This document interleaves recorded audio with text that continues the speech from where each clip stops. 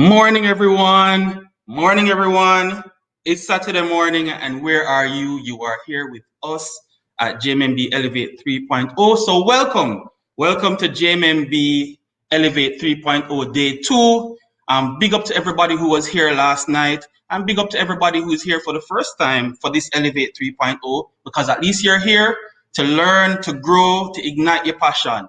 Now, I am Clyde Shaw, and I am your host for the first session of the day.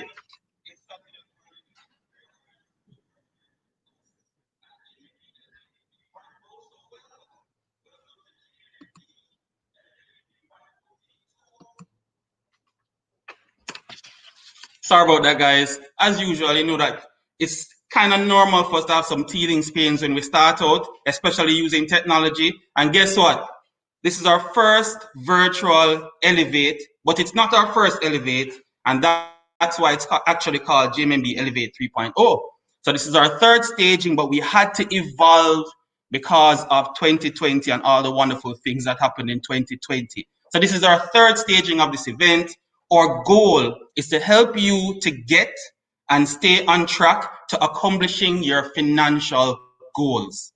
This year, we want you to fire up your passion. That's why you're at the Fireside this morning, so that you can take action and achieve those goals. And we know a big part of our goals not being achieved is simply because we just don't take action. So we're going to ignite that passion and fire this morning.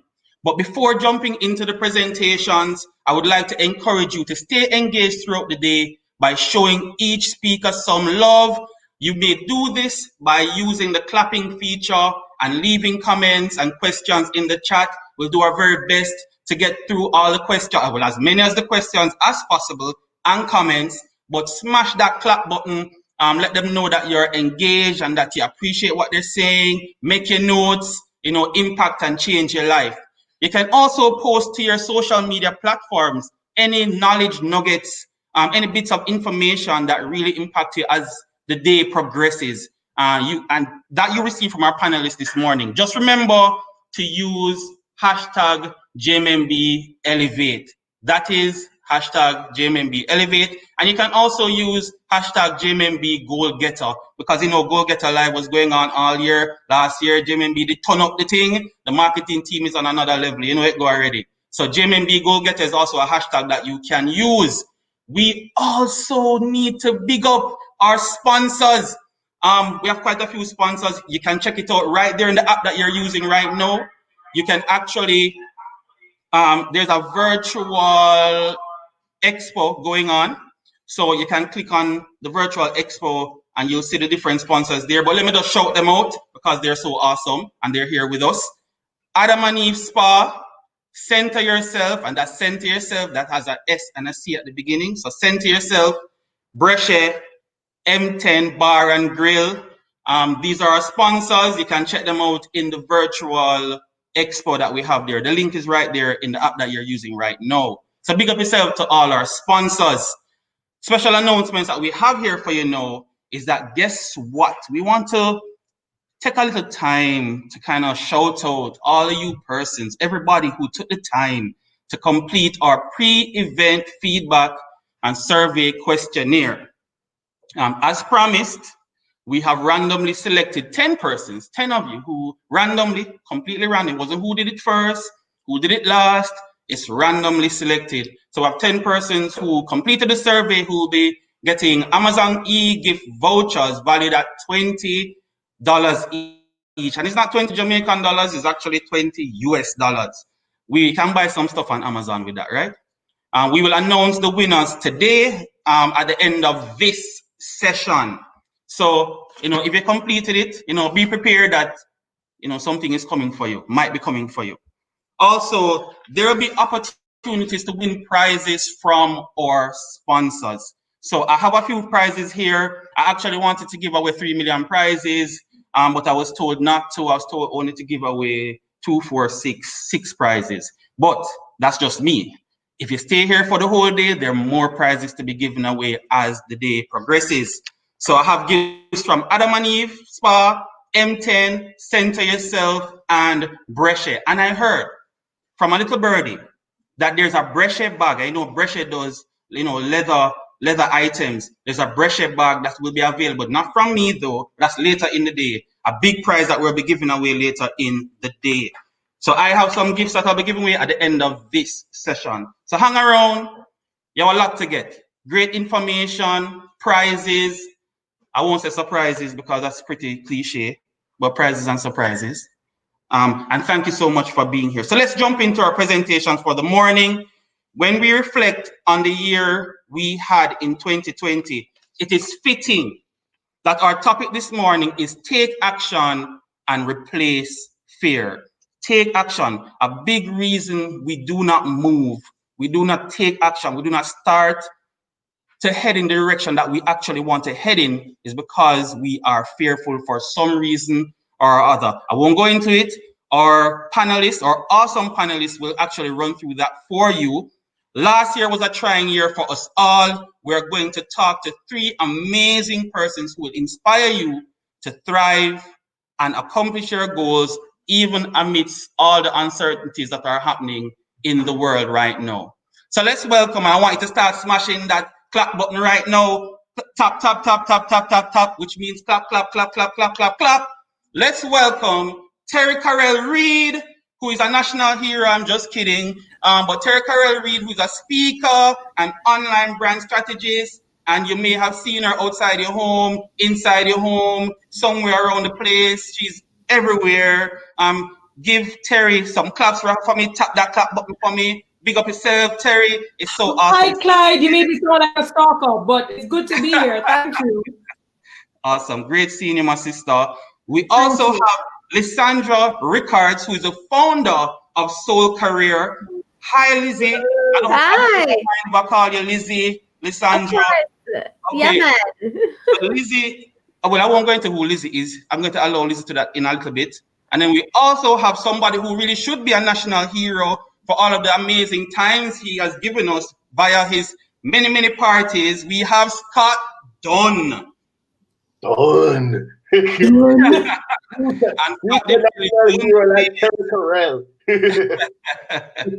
And Scott is the managing director for Dream Entertainment, the creators of Dream Weekend. Lisandra is the founder of Soul Career. She's much more than that, That's just a part of who she is.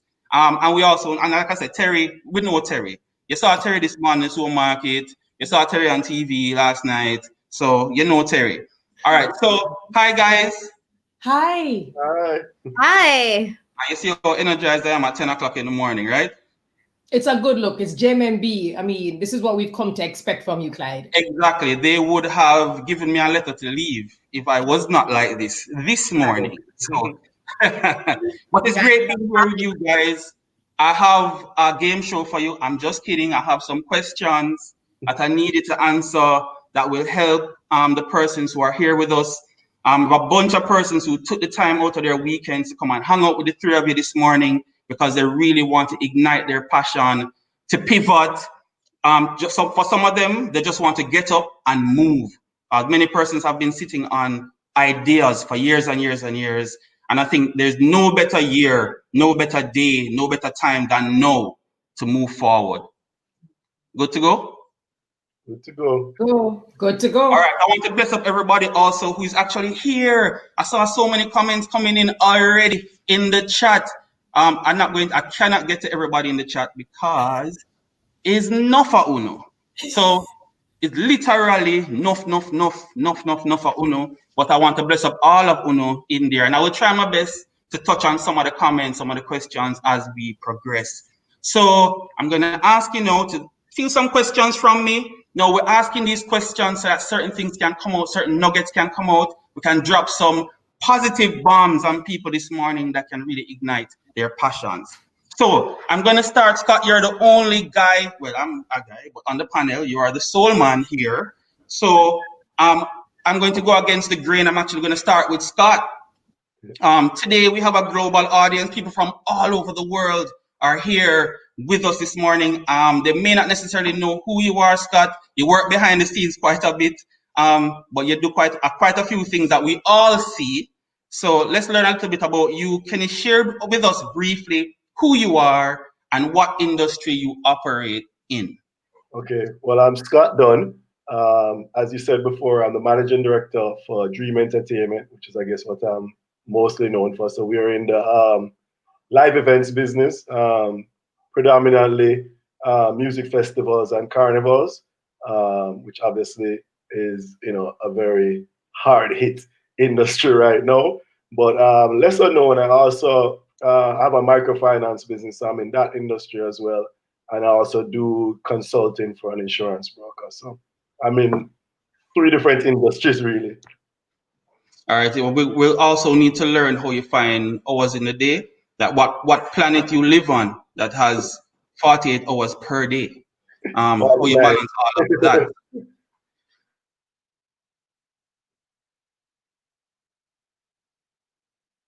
Hello? All right, and what industry you operate in.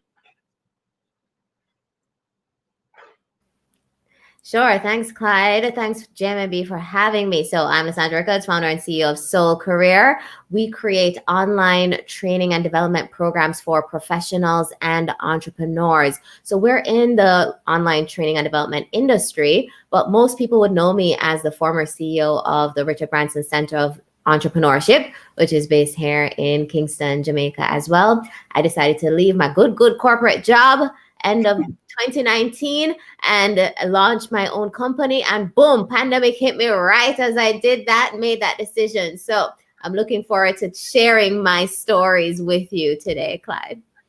And I am looking forward, we're all looking forward to hearing that story, because one of the things that many of us were taught was always to get a job, a good job, stick to that job until we're in our 60s. And then that's a great life. And you took a big risk. So, mindset, we want to really learn about your mindset. Now we'll go to Terri. Hey, Terri, nobody here knows who you are. So could you briefly share with us who you are and what industry you operate in?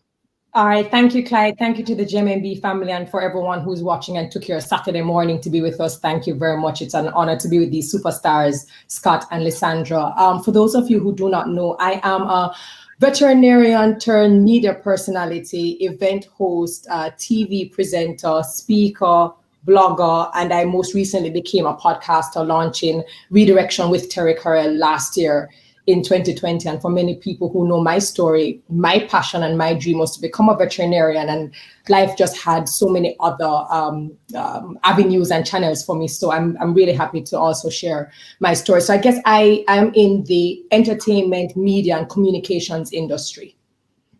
I don't know what to say after that. What kind of career is that? That is a bag of things. A bag of things. All right.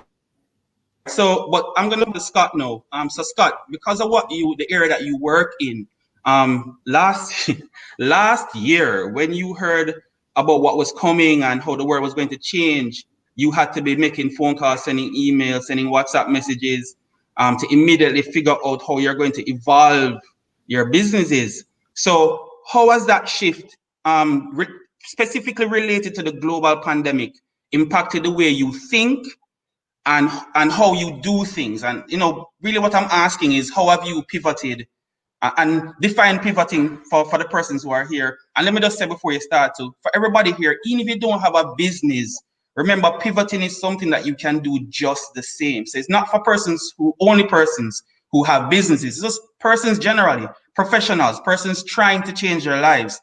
We all have to pivot. So let me jump back in now, Scott, and say, so how have you pivoted, and what was your mindset that caused you to pivot? Did you just throw up your hands in the air and say, have mercy, this was a bad decision to do this? You know what I mean? Well, there are certainly days like that where you want to throw up your hands in the air, days, weeks, months like that. But in all honesty, I think rather than pivot, I would say, what I sought to do and what we are doing at Dream Entertainment still is really trying to broaden our horizon. So rather than kind of say pivoting in terms of turning, we kind of going more like that, going wider. So we've always, our core business has always been our own events that we own, produce, market, whatever, stuff like Dream Weekend Cruise, Exodus Carnival.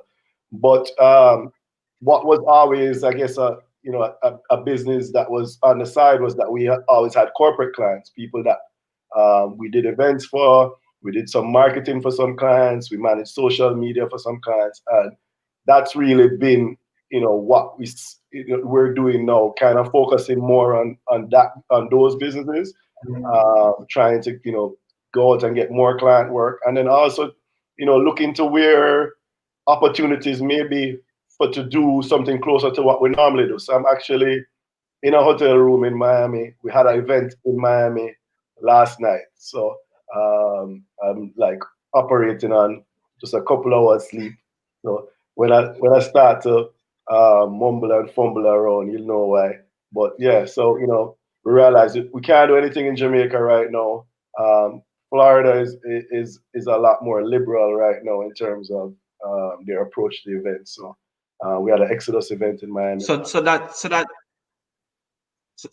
pivot that you pivoted, right, or that you are still pivoting, actually, is it out of necessity? Is it deliberate? Did you deliberately plan and say, guys, we need to sit down and have a conversation? Well, thankfully, again, I guess we're a little lucky. With us that in January, actually, that was one of the things that we wanted to do in 2020, really do a lot more corporate business and do more business with our corporate clients.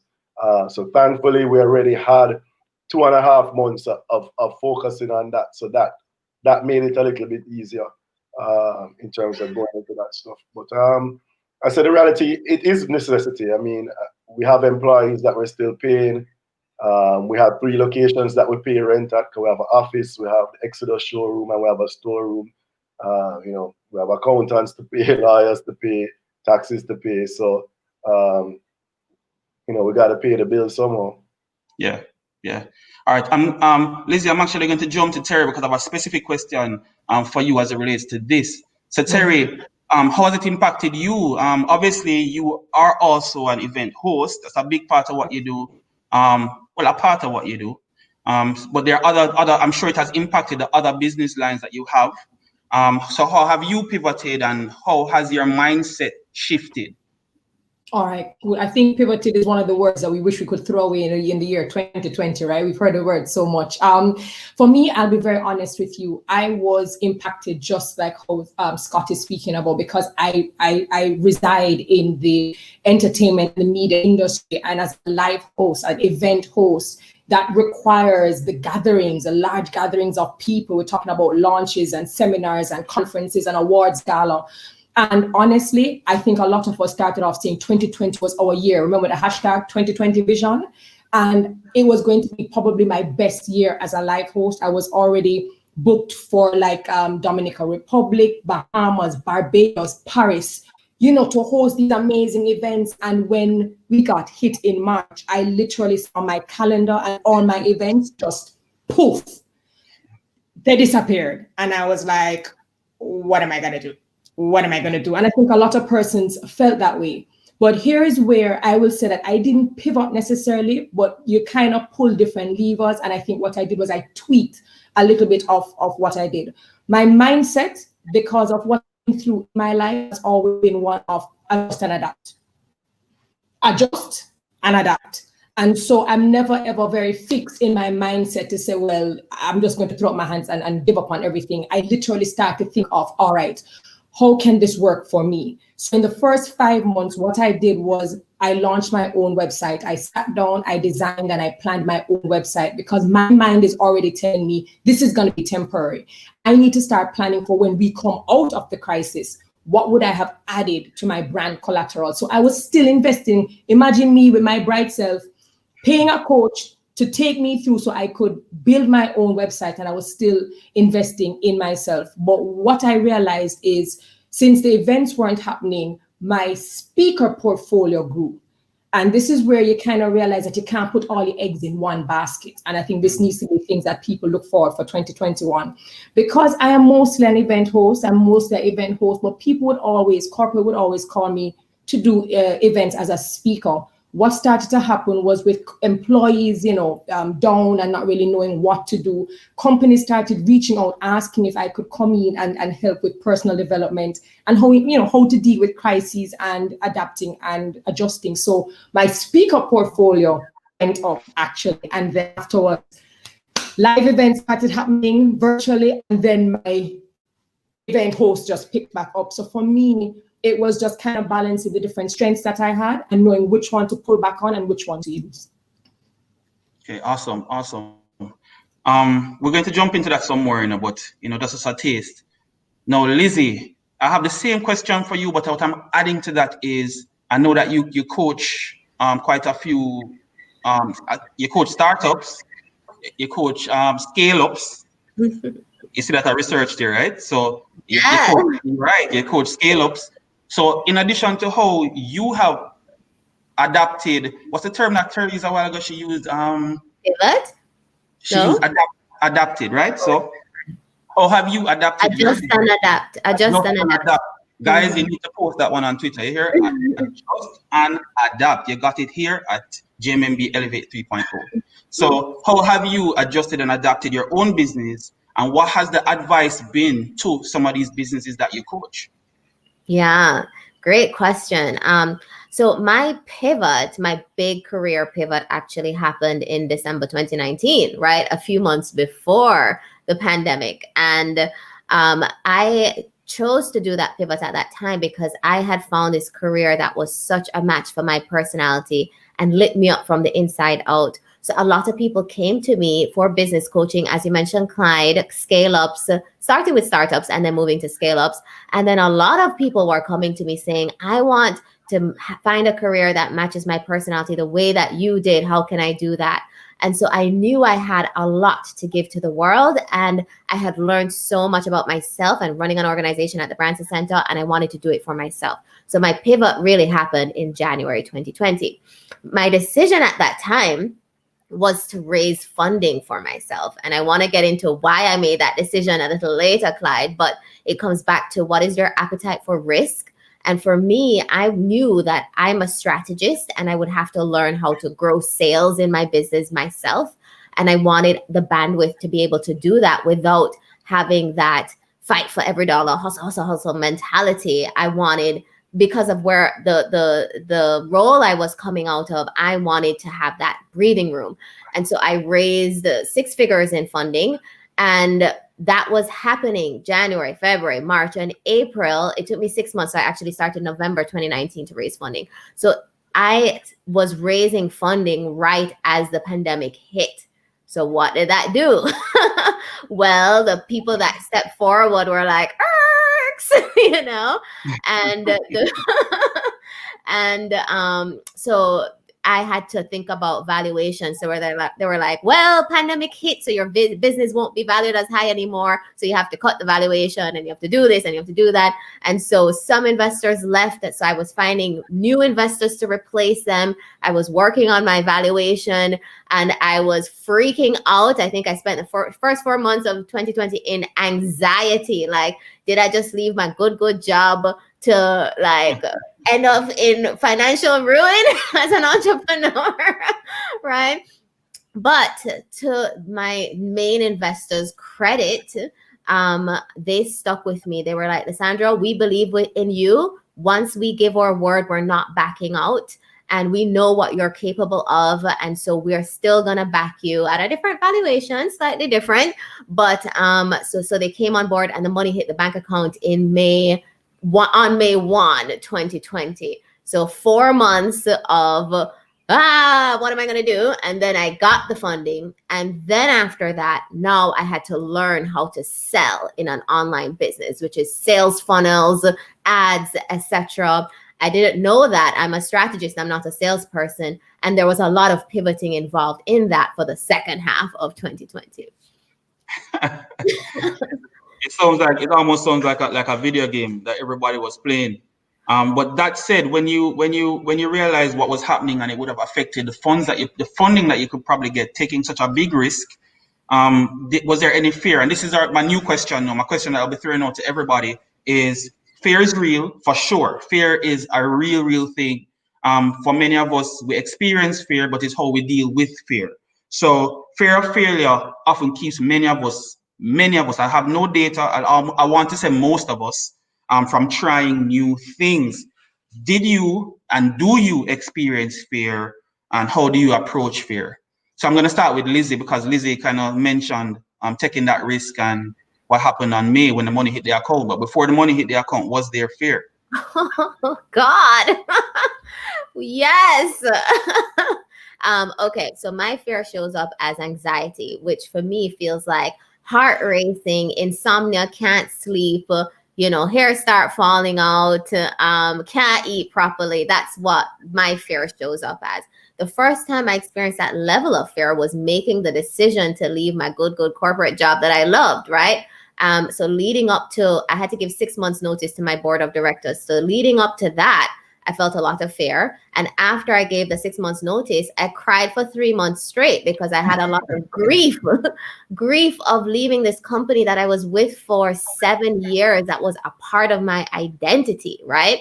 So I moved, but I felt the fear and I felt the grief, and I have a strategy to move through it and still move forward, still act even in spite of the fear. Then the next time I felt the fear was the first 4 months of 2020, when I was like, holy crap, what did I just do to my life? I just blew up my entire life, right? And then the third time I felt the fear like that in 2020, and the worst time, was we launched our first sales funnel in around August of 2020. And it did not make one single sale for 5 weeks. And I was just like, oh my God, I'm a failure. This whole entrepreneur experiment is a total failure. And I am missing my targets for my investors, and I'm disappointing them. And why did I do this? And maybe I should have just gotten another job and forget this whole thing. So 3 big crisis anxiety periods in my life. So my strategy for moving through, let me say, the next 2 months after that August, the rest of the year, were my highest sales months ever in my business. Like, right? So thank you. So the other side. Hold on. I want everybody to smash the applause button for Lizzie, and smash it for her. Big her up for that. Big up, Lizzie. Come on, Yeah. Go through. Yeah, the other side of fear is success. Success is on the other side of fear, right? So how do you move through the fear and not let it paralyze you? So first, fear is energy in your body. So I do a lot of energy work, and I have to do yoga and exercise, workout to move the energy through my body, do breathing exercises, and then give myself affirmations to calm myself down. Like, everything is going to be okay. Trust yourself. You know what you're doing. Everything always works out. Everything will work out as long as you do it, as long as you do your part. So that's my strategy. Breathe, work out, positive affirmations, and then I have a very detailed planning system so that I show up every day and my calendar is already mapped out from the beginning of the week, and I know exactly what I need to do. And so I just follow the plan. Show up and follow the plan, even when you feel that debilitating fear. You cannot just lay down in your bed and not get out of bed. You have to get up and get moving to move through it. Action helps move through fear. Yeah. So make a plan and then show up and follow the plan. But Scott, being the head the head of this huge company that many of us know, we don't even know the persons who work in the company, but all of us know the company. And then you are the managing director for this company. Did you experience fear? You have all of these people's livelihoods in your hand, their lives, their families, the decisions that you were going to take, that you took, would be impacting them and their lives and their families. Was there fear, and how did you deal with that fear? I think you're pushing up my anxiety right now. By reminding me. Why I feel like I need to speak to Lisandra more about these coping mechanisms, because my anxiety has been out the roof. I don't know if I've slept, 5 good nights in the last 10 months, in all honesty. My anxiety has really been out the roof. I said, it's been, I said, since March, we've had, our revenue is maybe, 5% of what it used to be. but still carrying some significant expenses. So we have a significant cash burn.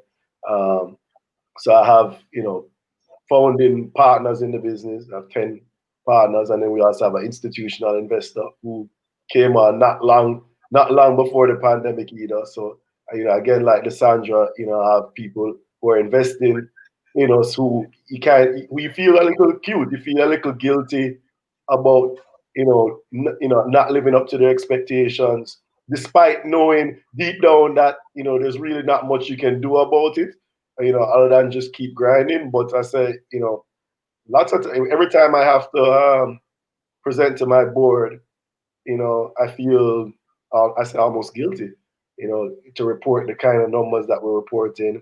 I feel guilty when I have to tell staff that we have to cut their hours. And I said, thankfully, we've been up to this point. I've been able to keep everybody on, but most of our staff at much less hours than normal, and obviously with much less pay. But I'm still trying to deal with the fear and anxiety. All I have to do, I have to just keep telling myself that you just got to keep grinding and keep looking for new opportunities. So and as I said, not let it paralyze you. So I said, we're early into 2021. Haven't done a couple of events in the summer when there was like a 4-week period where we could do events in Jamaica in the summer. Haven't really done anything in Jamaica. I'm in Miami now doing an event, looking at planning maybe other events here. We did a job for a new client in Jamaica on Thursday. So again, brought on a new client recently, so we're happy for that. And just looking at more and more opportunities, just wherever the opportunities are, even if it's not in our core business, it's just if we're capable of doing it, we have the capacity to do the job. And I said we've built up significant capacity over the years by conceptualizing our own events, producing these events, marketing these events, running the sales of these events, because we've really done everything in-house. So all the things that comprise, putting an event together, and I think we have a significant skill sets in that. So it's kind of trying to let the world know, that hey, we know a little bit something about social media. We have hundreds of thousands of people on our pages. Maybe we can manage your social media. Okay, well, what I get from that is that you're not paralyzed. You're pushing forward regardless. But that anxiety is natural. Anxiety can actually be inevitable in situations like this. It happens to us whether we're just parents with our children, not sure what tomorrow will look like, or we are the managing director for a multinational company. So anxiety is a natural part of it. But you're pushing. I'm both of those. I'm a worried parent and the managing director. Yeah, for many of us, because school starts back for some of us on Monday, physical school. Yeah. So anxiety again, but we have to find solutions, just like you. Yeah. All right, Terri. So how is it for you? How do you deal with the fear, if there is fear? Right, and it's funny you just said that, Clyde, because I just wanted to let the viewers and to just reiterate that no matter how big you see people, no matter how rich you think they are, no matter how much you see them flossing on the gram or on social media, or how successful they appear, we all experience fear. And if anybody tell you that they, just don't feel fear, they don't feel anxious, they don't feel nervous about anything, they're clearly dead. Like only a dead person would feel that. And I think we need to own it, and it's nothing to be ashamed of. It's okay. All right. I think that's number one. Two, I think it's also important to point out that fear does not only take place in the event of a crisis. It's not just because of a pandemic or 2020 that we experience anxiety or nervousness. Some of us could be living our best lives yet and thinking of doing something new, even though we are stable and secure. And just the idea of doing something new triggers us. And that's physiological. That is your brain and your mind trying to keep the body safe and trying to keep you in a place of comfort. But we know, you and I know, comfort, growth and development and improvement does not take place when you're comfortable. You have to be stretched. You know what I mean? So when I experience fear, and I certainly do experience fear, it's very different for me I don't experience anxiety necessarily. What I do is I become really still. And that means that we have to understand what works best for us. Some people's anxiety excites them. They can't wait to figure out what this new opportunity is. Me, I become very still. I disconnect, meaning you will see me disappear from social media because right now what I need is I need time. And I mean, it may go back to energy as Lisandra was saying. I become very still and I become very intentional about my thoughts. What I am feeding my mind right now matters. And what I tell myself will probably be what happens afterwards. So I become very still, I become very intentional, and I say, all right, yeah, we want to launch this podcast, which I did last year, which was probably one of the biggest things I was fearful of launching. So many people were in the space, so much noise going on. People were doing YouTube and podcasts, and people were going live on Instagram. And I was like, I don't really know if my voice is necessary. I don't know if my platform or a podcast is necessary. And I feared launching because I didn't know if it would work. But what I've learned is, one, if you don't believe in yourself, don't expect other people to do it. Yeah. Whether you're looking for investors or partners, or if you're looking for people to work for you, if you do not bet on yourself and if you do not believe in yourself, do not expect people to want to be a part of your team. That's number one. Number two, sometimes to help me, balance my fear or whatever it is, it's good to know the right people. It is good to have the right people as sounding boards, which means that collaboration also becomes important, because sometimes you need somebody to prop you up and to help you. So I think believing in yourself, knowing when to disconnect is important, knowing who to connect with and how to connect is very important in terms of collaboration. And number four, don't overthink it. Don't overthink it. It doesn't mean that it's going to be perfect when you first start off. Expect and anticipate that you're going to have hiccups, but at least have the bravery, the courage to start for yourself and go on tweaking afterwards. That's how I certainly dealt with it.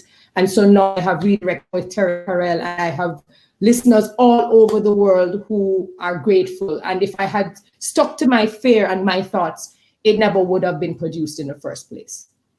Yeah, you guys are growing, and I mean, Scott made a good point earlier, much earlier, when he said that instead of heading in a different direction, he just tried to expand and to reach out further. There's a comment here that says, Scott is showing us the realities of entrepreneurship. It's not all glam and glitter, just like you said, Terry.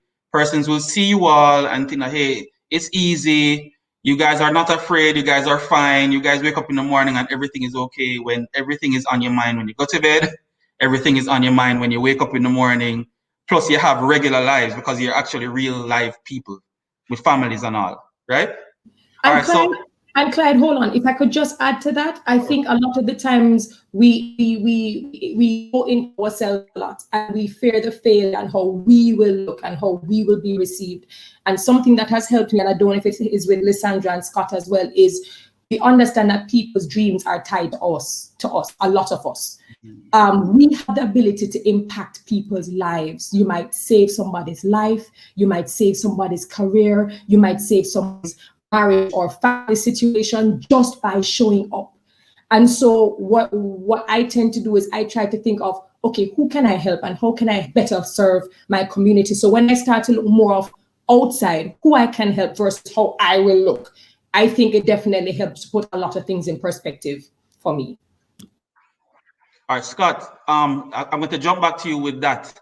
So, I mean, like I said, with your role, and I know this is not the case, but I'm going to put it to you like this. Are you just thinking about you, or are you thinking about everybody when you go to bed, when you wake up in the morning, right through the day? It's a good question, because it's funny, because I tell people that last year wasn't necessarily a bad year for me personally, but it was a horrible year for the business that I'm so passionate about, and the business that so many people are passionate about, from my partners, to the staff, to a lot of our patrons. I mean, there are people who Dream Weekend is like everything to them. Them probably love it more than me, and you just feel like this tremendous weight that you're carrying Again, investors that you feel like you're letting people down in some way, and sometimes people cuss us like dog, like why this event not happening or why, and I'm like, yo, we can't, I would love for it to happen, this is what I love to do, this is how I earn a living.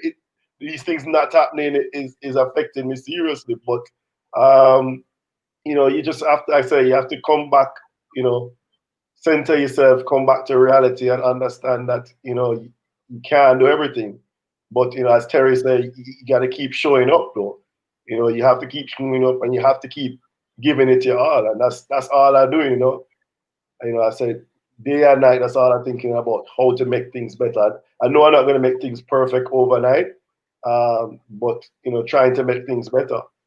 And I said, Terry brought up something I think is important to mention, collaboration.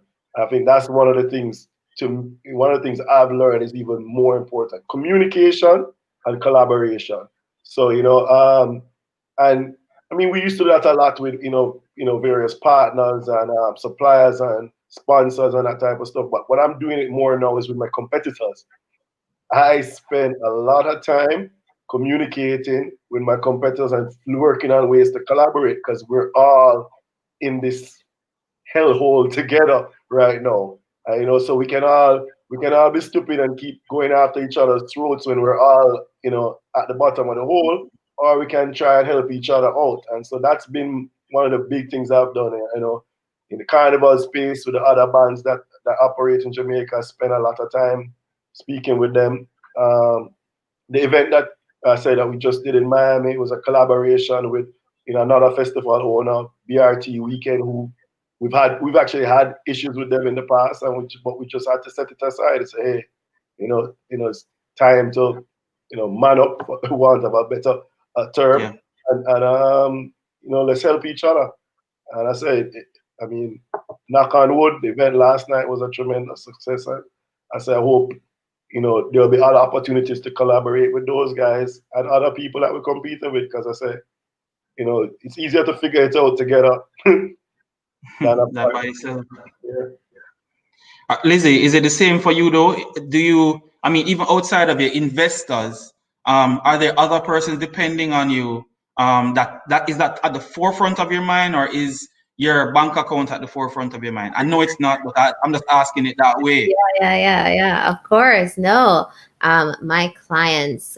So I would say the biggest success for me in 2020 was my ability to attract clients from New York, San Francisco, LA, Japan, Copenhagen, Denmark, London, Panama, Jamaica, Trinidad, right? My clients, my vision for this company was to build a truly global, diverse company. And my clients have really helped me to realize that vision. So what I think about day in, day out is, am I serving my clients well? Am I delivering what they expect and over delivering? Am I leaving them really happy? And my biggest success has been that they are raving fans. Like, people send me messages. They ask my clients surreptitiously, what do you think about Soul Career, right? And they're always raving about it. And then they send me the message like, look what your clients are saying about Soul Career. And I'm like, oh my God, wow, And we've placed clients at IKEA in Sweden. Right now, the former managing director of Uber Latin America is my client at Soul Career. That's awesome. I have director of quality assurance out of San Francisco as my client. So yeah, that's been amazing. And that is what I live and breathe for. And that is what gives me life and gives me the ability to keep moving forward, to Terri-Karelle's point. But one more thing I would say, Clyde, is having people to call when you are questioning your decisions is so important. That community, that network piece, Terry. So other entrepreneurs who are also building businesses have been an incredible source of wisdom and support. And I have to call out Kimala Bennett, who's a very good friend of mine, CEO of the lab, who IPO'd last year. She's the one that's like, Lisandra, this is part of it, all of this anxiety is part of being an entrepreneur. And then of course, Stacey Hines, Naomi Garrick, Terry, like all of us are kind of in this together, and we message each other and call each other and say, hey, let's talk, because holy crap. So yeah, did I answer your question, Clyde? Yes, you did. And to everybody in here, everybody in Elevate 3.0 this morning, you realize that any fear that you're feeling, is natural. Any anxiety that you're feeling is natural. But the thing is for you to push forward and to ignite that fire. Under any dream that you have, you actually have to push past that anxiety. Use the anxiety as a switch, to kind of flip it and figure out what to do next. Solutions are there. And you got some tidbits there. And guess what? You just got it for absolutely free right here, from 3 amazing people. Yeah, we actually paid that for you, clean and clear. So the next question I have for you, and guys, I'm going to get to your questions, so keep dropping those questions in the comment section. Don't think that they're just going into a bin. They're not. We have some wonderful people that you're not seeing that I am seeing right now that are actually picking out those questions, and I'm going to ask them in a little bit so you can actually interact with the panelists some more. Also, keep on posting, and hashtagging JMMB Elevate and JMMB Goal Getter. So guys, what do you consider to be your biggest wins in 2020? Let me go again. What do you consider to be your biggest wins in 2020, and how is 2021 shaping up so far? Scott, I'm going to jump to you. You made a really cool point a while ago. Amazing point. You say you collaborated with your competitors. That is crazy and exciting and wonderful at the same time. So what are your, I'm not saying that's the biggest win. I don't know if that's the biggest win, but it sounds like a huge win to me. Actually, I would say the biggest win would be, outside of business, more personal. I think what 2020 gave us time was, to focus, a lot of us on family. I got to spend more time at home with my kids. So for me, it was really about, having that time to focus on family. And also, I think just even getting through 2020, I think is a huge win. And I think I say a lot of people are hard on themselves out there. People, feel good that you got through that year. Don't keep knocking yourself. Getting through 2020 for a lot of us in a lot of industries is an accomplishment in itself. If you still, have a job, you still have a business, you still have good health, I think that in itself is an accomplishment. I can't say from a business standpoint, there was any huge successes. I think it was just about, keeping our head above water and getting out. Sometimes it's, you're not always going to thrive. Sometimes you just have to survive. And last year for me was from a business standpoint, was just about survival. But I would say from a personal perspective and family perspective, I think last year was a year for thriving.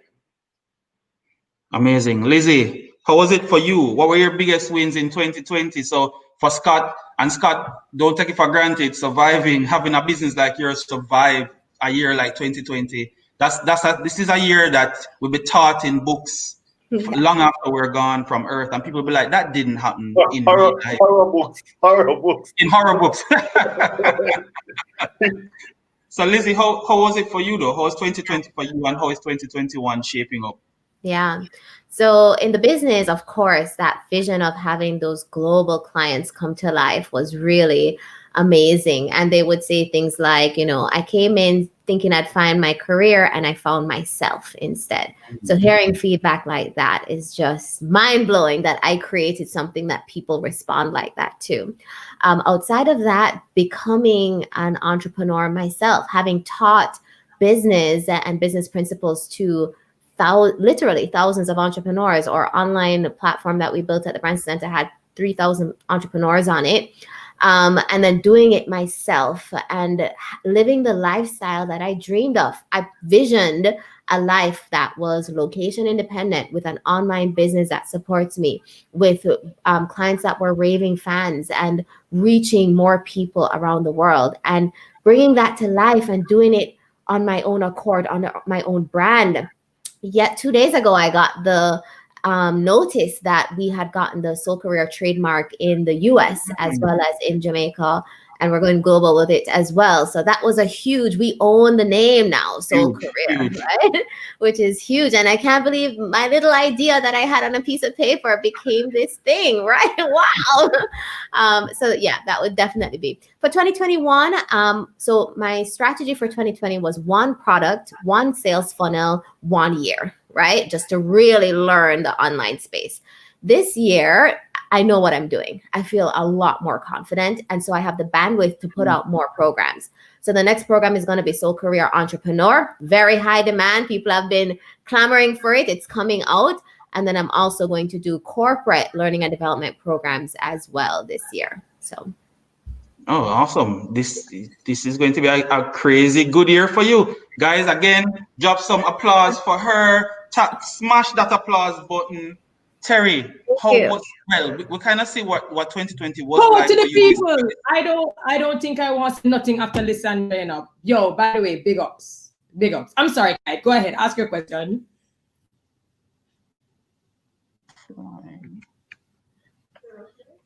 Yeah, we froze. We froze for a second. I froze for a second. Mm-hmm. So let me go again, Terri. I think you were saying power to the people a while ago.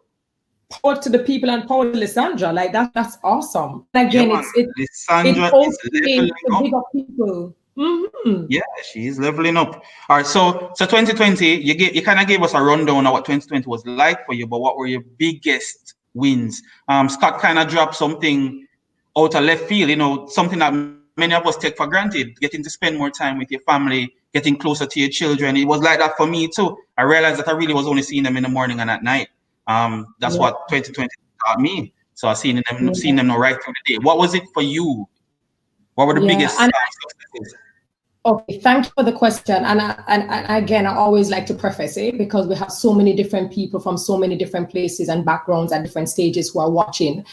Biggest wins does not necessarily mean that it has to look like someone else's. Your biggest win is subjective and it is individual and it is personal to you. So your hashtag winning, hashtag goals, that is for you. Just whoever did get a particular car, and that might have been their biggest win because you didn't get a car or you didn't get a car like them, it means that it does not deem to be your biggest win. So I just wanted to preface what I'm going to say. I'm right there with Scott. We've been moving. We're busy. We're in a very interconnected world. We have so many things to do, tasks, meetings. And what 2020 allowed us to do was to stop and really evaluate how important the persons who are a part of our circles are. And I think one of the biggest wins is that when I looked at January 1 and I could say Happy New Year, and the tradition at my house is to call everybody who is a part of our inner circle. I was able to call and they were able to answer on the other side. Mm-hmm. Not a lot of people had that blessing. Right, a lot of us lost people who we loved. And so I have to be very grateful and I have to say thank you, God, that I could call my mother, my grandmother, I could call my daughter, and everybody answered to say Happy New Year. And this is not something that we need to take like that. To me was my absolute biggest win. With regards to my daughter in particular, for a lot of us who are working moms and working parents, our children have their lives and we have our lives. Let's just be real. They do a lot of work at school, they do classwork, they come home, we go through their homework, but we don't actually get to process and see how it is they're assimilating and what they are assimilating. And so homeschooling gave me the opportunity to jump in when I recognized in real time what a challenge was for her and coming up with really crazy, cool ideas to help her assimilate. That was a big win. On the brand side, I think understanding website developing, which meant upscaling. So you're not just a host and you're not just this, understanding search engine optimization, understanding, what it takes to really pay more attention to a particular part of your brand was very important. And finally, I think collaborating, not just doing an event for someone and, saying thank you, but actually building real relationships with persons in Trinidad and other persons in Jamaica. I think it really helped me in boosting my confidence for my podcast, which the feedback that I get every week keeps me encouraged and keeps me going. So those were my absolute biggest wins for 2020. I am getting from all three of you that collaboration is huge. So guys, if you can, kind of make some synergies between yourselves and other persons who may have skills that you don't have, but have a vision that can kind of dovetail with the vision that you have. You guys can push forward. It's like drifting in a car race. If you drive one fast car behind another fast car, then you go faster. So you can work together. So collaboration, even with your competitors. That one there is a different level. Big up, Scott. You need to be made a national hero just for that. So now, I want you to share with us your personal mantra. So I get to get into your business now. The thing that trigger that you can trigger when you want to kind of shift your mindset. So I want you to share your personal mantra that you will be using to guide your thinking and mindset in 2021. So what is that core idea at the root of who you are that will be guiding? So whenever you feel like you're off base and you want to kind of center yourself again, Terry, because you say keep still sometimes. What is your mantra that will kind of refocus your energies throughout 2021? So let me start with Terry. One of my, so many, but you said the core. I think one of the things that allow me to reset is always understanding what I have control of and what I don't.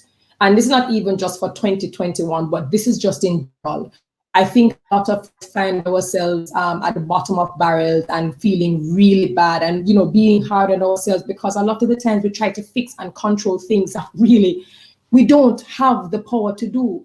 And so for me, when I can identify, okay, this I don't have control of, or this did not go according to plan, you have to be able to remove your ego.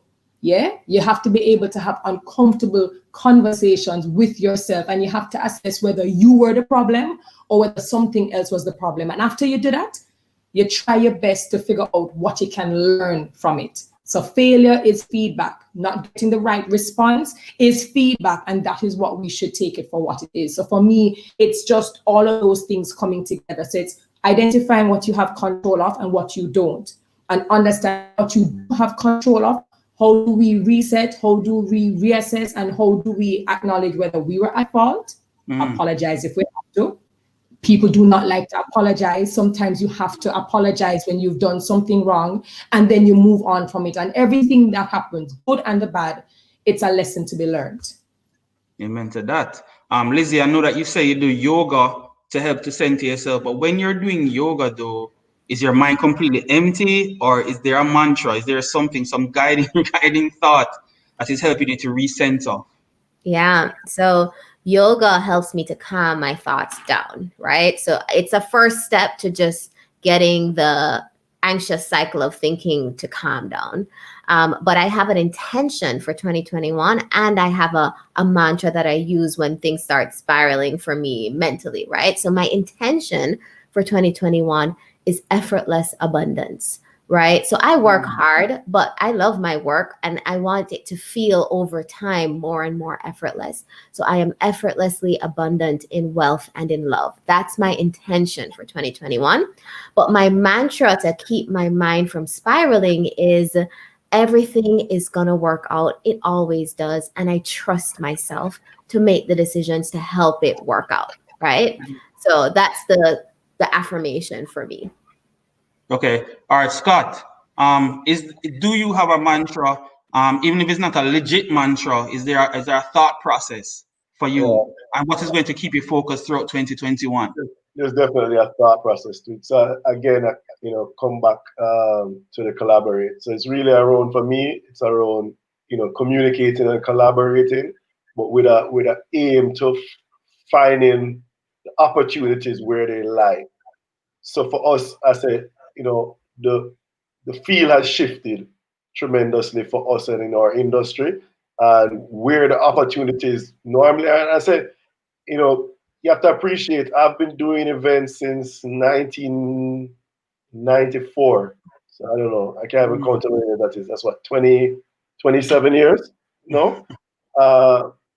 So it's been a long time. We've been in full time in Dream since 2009. it is what we do. Lisandra is cracking me up here on our comments in the group. I'm just saying that you're like Pharrell then, Scott. You're totally ageless. Like you don't age at all. I age on the inside. My back is sore right now. I go to physiotherapy twice a week for a bad back. But yeah. But the intention is to find opportunities where they actually are, because there are always opportunities out there. So last year was kind of beating the head against the wall a lot, like I can't do what I normally do. And this year is all about, okay, where can I do something similar to what I normally do, and who can I do it with? And again, I said it started well, because I said we had. We did a job for a new corporate client this week. Just had the event in Miami. I'm working on some partnerships right now with some hotels and restaurants, which are deemed as safe spaces to do entertainment, and the gathering orders don't apply to some of these spaces. So trying to find the opportunities where they lie. Okay, awesome. All right, so we're not at the end at all. So for everybody that's here in the chat now, I want you to start dropping some questions so that we can pass on. You can ask specific questions. You can ask questions for all the panelists. So I'm going to start, Terri. There's a question that we got for you. What was the defining moment, vision, or vision that enabled you to pivot and adapt your brand to continue to be relevant during the changing times? What was the defining moment? What happened? Was it you saw something on news? You went to church and the pastor said, yo, the world like a crash. What happened? What was the defining moment? What was the thing that you went back home or in your car or on your phone and say, I need to start shifting some things around? Is this for 2020 specifically, or 2020 specific? Well, even if it happened before 2020. My biggest pivot, well, similar to Lisandra, I was working at the Gleaner as their online brand manager, and after 5.5 years, that's when I decided to become an event host, which I was terrified about, because I said, well, it's seasonal. As an event host, you have to rely on persons actually having events and staging events, and here it is, you're kind of comfortable, you're getting that check every single month, and that feels very good from a security and stability standpoint. But then what started to happen was I started to really love event hosting. And the more I did it was the more people started to tell me, hey, can you do this? And I realized that I was now conflicted. And I just want to take the moment to tell persons, don't push off or shove away ideas when someone comes to you and says, you're very good at that. Like, I would buy that from you. You should probably start selling. Sometimes you need persons who see something that you have. Don't look at it as rubbish. And so the more people were feeding me into event hosting is the more I said, all right, I'm going to give this a go. And I decided to do it. For 2020 specifically, I did not pivot necessarily. What was my biggest aha and my biggest lesson, if you will, is that I was able to do what I did because I was sowing my seeds and watching my seeds long before. Very quickly. For those of us who are believers, cool. For those of us who are not believers, you will understand the analogy. Genesis, remember Pharaoh, he had the dream. 7 fat cows getting yammered by the 7 maga cows. And the 7 grains of corn, I'm getting my point, right? Was all of a sudden was eaten by the wilted dry corn. And what did Joseph say? Joseph said, you're gonna have 7 years of bounty, and it's gonna be plentiful, but it will be followed by famine. So what was the instruction? Make sure you sow, water, plant, harvest, reap, and store. What people saw me doing in 2020 was not because I just had a haha moment and I'm just gonna show up. Yeah. Because long before, when things were bountiful for me, I wasn't spending my money on foolishness. I wasn't flossing and trying to put on no airs for nobody. I was reaping and storing. Reaping and storing. So not when the drought came, I went to my barnyard and I took out my grain and I started to feed myself. That is probably the only way I could use that analogy to explain to people that some of us were able to pivot because we were planning all along. We were doing things all along, and no, it was just the moment to shine.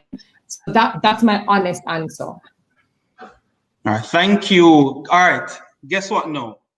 Just in case this session is not doing it for you, there are two persons, Mel McKenzie and Corinne Stewardson. Guys, if you want a motivation right now, I want you to go through and find the posts from Corinne and Mel. They have been bombing up the comment section with some bombs, some real quality posts, quality advice that can really help us to step forward. I just saw a question in here though, a really interesting question. As a matter of fact, Corinne and Mel are going to give both of you a prize. So I'm going to give you a prize. I'm going to give Corinne a prize from Adam and Eve, and I'm going to give Mel a prize from Center Yourself. So Corinne and Mel, I love you. We love you. You're giving us life. So keep posting, keep dropping messages in the chat for us. I see a question here though, in the chat. Finding the right person. How do you find the right person to connect with?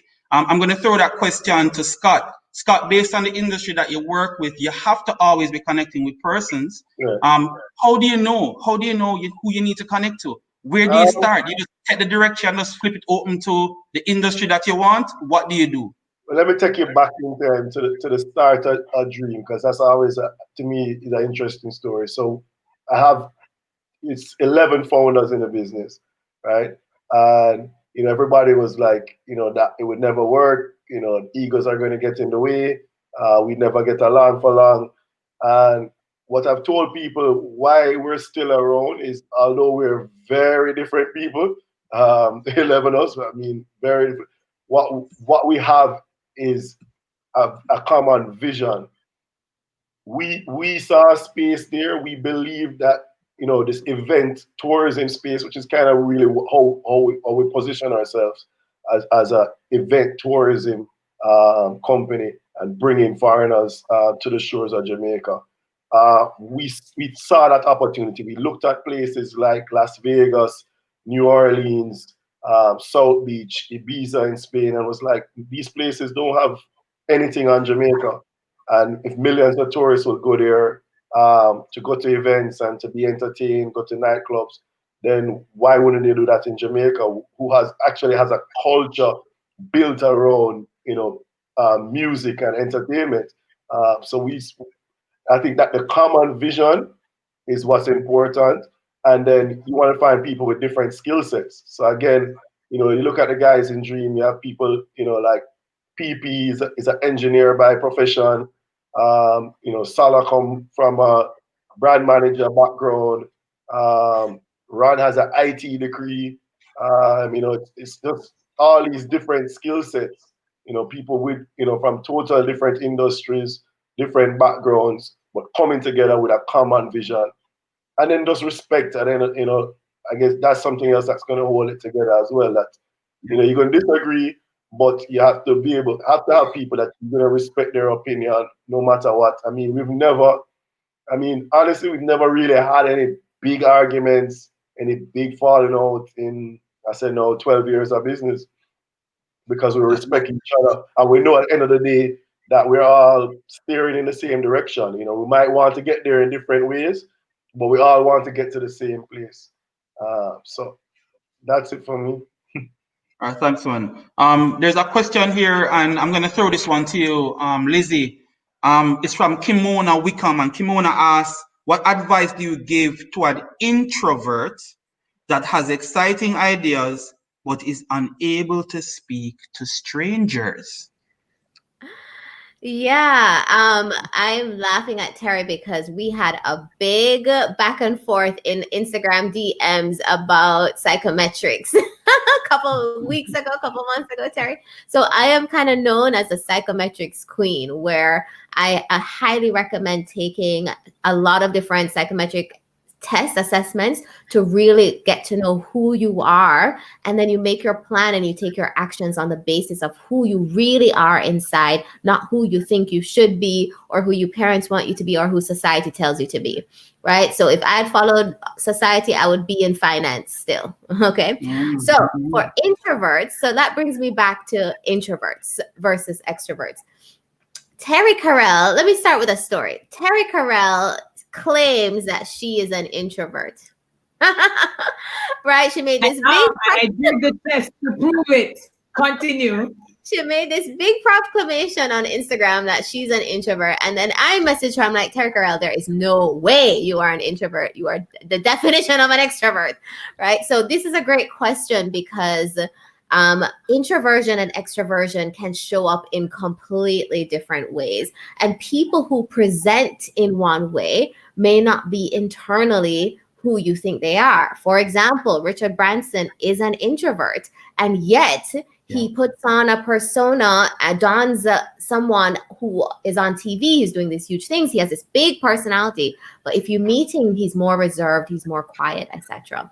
So I say all of that to say, number one, my advice would never be to pretend to be someone that you're not, ever. I am someone who says play to your strengths, okay? So if you're an introvert, you have all of these ideas, that probably means you're more analytical, you're more reflective. So write them down, put a plan together, put pen to paper, get them out of your head and get a document created. And then network like an introvert, which means more one-on-one networking rather than spreading yourself too thin, which is very easy in the age of LinkedIn.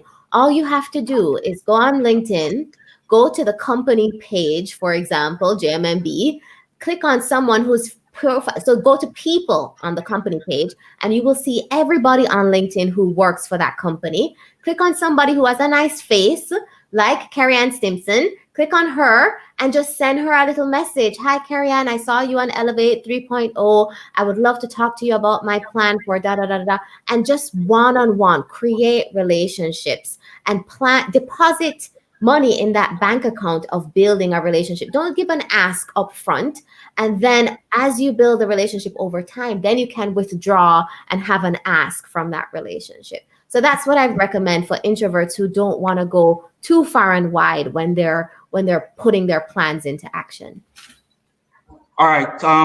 Well, Kimon, I hope that helps. I know that helps. That even helped me. That helped everybody in here who is grappling with the same challenge. Now, we had a really great quote here from Susan Campbell, who's here in the chat, and she says, without a vision, you will keep on trying, even when the methods fail. So big up yourself, son, and thank you guys for these awesome quotes. Keep them coming. Many of them are so original, and Lizzie, Scott, and Terry, they are really echoing all the sentiments that you guys are advancing, and it's really resonating with them. I have a question though, and this is for Terry. Right, if I could, I just Sure. I just want to add on to what Lisandra said, because I think she gave very answers. Yeah, I did the psychometric test and it blows people's mind all the time, which is why I actually don't ever declare it publicly. So I am an INFJ, introverted, intuitive, feeling, and a little bit judgy. Right. And so a lot of persons define extroversion as being loud and being the life of the party and being the people's person. And because we have that idea of what extroverts are, and naturally the society also has a narrative that they're the ones who get the jobs, they're the ones who get the promotion because you're extroverted. And so it's always a struggle for introverts to believe they have to be extroverted in order to win, but there is power in introversion. I despise networking, and I will tell you that if you put me on a stage in front of 20 million people and Barack Obama is the guest speaker, I will rock that out, no questions asked, and I would not care. Put me in a room with 10 people and say, Terri-Karelle, go introduce yourself, go start conversations. I'm not doing it. Terri-Karelle, I am not doing. No, if somebody comes to me and starts a conversation, I will have a whale of a time. So for me, what I do is I play strength, as Lisandra said, and that is where online is beautiful. I didn't miss meeting people and seeing people because I am an introvert. So use the platforms that are free, guys. You have the power to amplify your voice. Yeah. And if you're amplifying your voice with intention as an introvert, guess what happens? People come to you. So half of my dilemma is reduced because I say something, or I might put it in a caption. Let's say you're not ready to do video. You put it in a caption, people read the caption. You'd be surprised to know how many people will come to you and say, hey, I saw your post mentioning that you're looking for somebody and somebody. Would you like to have a conversation? For introverts, that breaks, that's a lovely icebreaker. But if you don't put yourself out, not like an extrovert, but playing to your strengths online and having come to you, it's going to be very, very difficult doing it in the physical space. So try to build your relationships online and then take them offline. Right. That's what I do. Clyde, I don't want to do a takeover of your show. Take over. But I have to say yes to what Terri-Karelle said. And I also have to say, I have to put in a word for the extroverts because we get a bad rap. So I'm an extrovert. I'm an ENFP, right? Extrovert, intuitive, feeling, perceiving. But I'm not as public as Terri is on social media. So it's so interesting to me, the perception that people have of who is an extrovert versus who is an introvert. Some people think I'm an introvert, right? But my extroversion shows up in a very different way, especially when I'm in a public sphere, on a stage, or even with my clients in our coaching sessions every week. So I would sum this up to say, take the psychometric test to understand who you are, then play to the strengths based on your unique experience and what works for you, and find a way to amplify your voice in a way that works for you. So is that what you were saying too, Terri? Yes. Okay. Absolutely. Don't look at other options, but really trying to figure out what works for you. And if it doesn't work for you, leave it to somebody else because that's their strength. And that's okay if that belongs with them. Awesome. All right. So I have a question, Scott. I have a question for you. And Terri, this question is for you too. But you kind of mentioned it earlier when you said you invested in yourself leading up to last year. And even during last year, you were invested in yourself. Scott, especially because of the role that you have in Dream, how do you know what to invest in and what the right investment is? So as it relates to expanding your business. If anybody tells you they know what to invest in, they're definitely not an investor. Because that's the whole thing around entrepreneurship. It's you're always taking a risk. So I mean, for me, a lot of it is, I mean, if in it's gut and it's instinct, but I'm also I'm a slave to numbers. I mean, nobody budgets more than me. Nobody looks over numbers. I mean, nobody pays attention to financials the way I do. So I'm very disciplined in that manner, and I think that's part of what separates us with Dream from a lot of other people in the industry. I find there's a lot of people in the industry because they're maybe more naturally, let's say, artistic. And not necessarily numbers driven. You know, they're it limits their successes. I mean, I tell you, I've had numerous occasions trying to partner with people, and they come up with budgets and that are just unrealistic. Just like you see that you guarantee to lose money here. So I said, you have to just be be disciplined. Pay attention to the numbers in terms of looking into investments and investment opportunities, and be realistic. Again, in the party space, event space, I have young promoters come to me all the time. Oh, I'm doing them first event, la la la la. So I say, how much people expecting? Oh, 3,000 people. I'm like, three? I'm like, you have like 400 people on the Instagram. Or you get 3,000 people at your party. Like, just I just think sometimes people need to kind of be a little bit more realistic and just be disciplined about what they're doing in terms of what they're doing. All right, Terri, how about you? So this question actually was from Bridget Williams Strawn, and Bridget was asking, like I said, how do you know what to invest in You know, Scott was saying, boy, you can't know. It's a risk. You can't know for sure. It's a risk. How about you, Terry? How did you know? Or what? Go ahead. Go ahead. In here, Bridget, you're talking about investing in terms of investments, financial investments, or are you referring to no, man, investing in a yourself? business, investing in yourself, investing in a business. Right. Well, it's kind of funny. Lisandra had said that, you know, her mantra, her intention for the year 2021 was effortlessly abundant, right? I think, Lisandra. Right. And for me, it's structure. You see, a lot of us talk about passion. We have a lot of experts and gurus and advisors talking about passion.